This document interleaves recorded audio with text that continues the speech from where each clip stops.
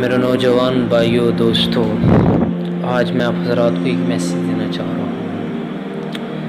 وہ یہ کہ حضور صلی اللہ علیہ وسلم کا ارشاد ہے کہ کانا دل میں نفاق کو یوں اگاتا ہے جس طرح پانی کھیتی کو اگاتا ہے۔ اور ایک جگہ فرمایا، آخری زمانے میں اس امت کے کچھ لوگوں کی شکلوں کو مسخ کر کے بندر اور خنزیر بنا دیا جائے گا۔ صحابہ کرام رضی اللہ عنہم نے عرض کیا، یا رسول اللہ صلی اللہ علیہ وسلم، کیا وہ لوگ اس بات کی گواہی نہیں دیں گے کہ اللہ کے سوا کوئی معبود برحق نہیں اور محمد صلی اللہ علیہ وسلم اللہ کے رسول ہیں؟ تو آپ صلی اللہ علیہ وسلم نے فرمایا، کیوں نہیں، بلکہ وہ لوگ نماز بھی پڑھتے ہوں گے، روزے بھی رکھتے ہوں گے اور حج بھی ادا کرتے ہوں گے۔ صحابہ کرام نے پوچھا، آخر ان کے ساتھ ایسا معاملہ کرنے کی وجہ کیا ہوگی؟ تو آپ صلی اللہ علیہ وسلم نے فرمایا، وہ گانا بجانے کے آلات اپنا لیں گے۔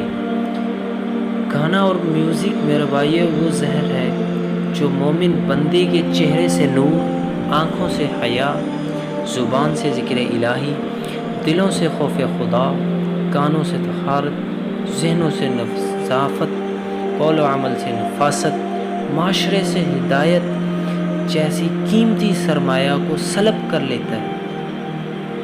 جو لوگ گانا بجانے، سننے سنانے میں مشغول رہتے ہیں، ان کو میرے محبوب پیغمبر صلی اللہ علیہ وسلم کے اس فرمان پر غور کرنا چاہیے کہ آپ صلی اللہ علیہ وسلم نے فرمایا، گانا سننا گناہ ہے اور اس کے پاس بیٹھنا فسق اور اس سے لذت حاصل کرنا کفر ہے۔